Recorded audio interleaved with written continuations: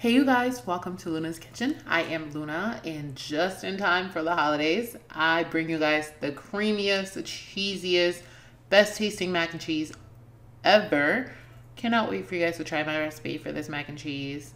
Guys, I'm not gonna hold you. I'm just gonna bring you what you came for. Let's just jump right in.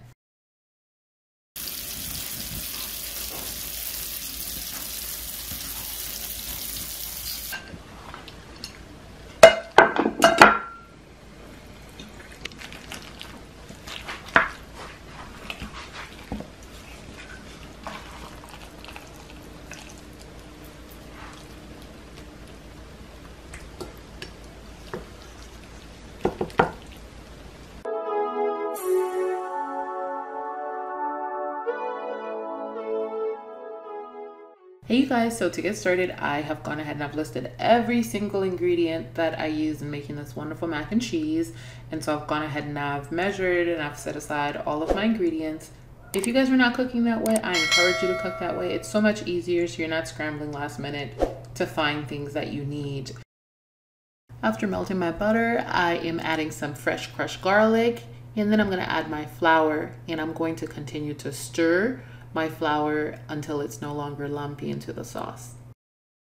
Don't use too much flour for this recipe because that creamy mac and cheese is supposed to be slightly loose. It's supposed to be cheesy.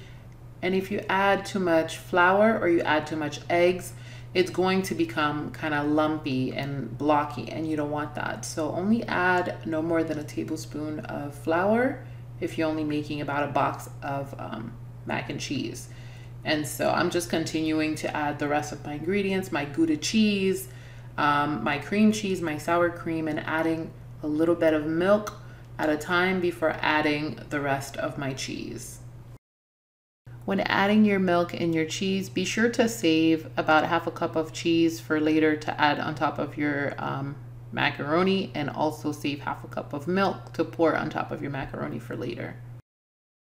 The last thing I'm going to do to my cheese sauce is adding in all of my spices all together all at once, and then I'm going to go ahead and turn off the heat before adding in my noodles, my cooked noodles. And I cooked my noodles al dente in salt water.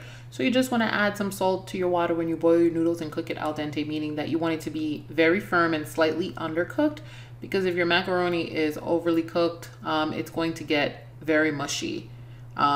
And then go ahead and pour some of that milk that you have set aside, and then save a little bit of it. And then go ahead and add in your well beaten eggs and get everything nicely mixed in and nicely incorporated. And now for the last part, I am buttering up my baking dish and setting my oven to 350 to preheat. And after adding my noodles to my baking dish, I am going to use up the rest of my milk. And for this part, you can use half and half, heavy cream or milk, or a mixture of all three, and pour it directly over your mac and cheese. And you want to use about half a cup or so, and that's going to give you the cheesiest, the richest, the most gooey mac and cheese ever. And the last thing you add to this mac and cheese is the cheese on top. And I'm using a mixture of sharp cheddar, of Colby Jack, and also mozzarella. And then go ahead and bake your mac and cheese.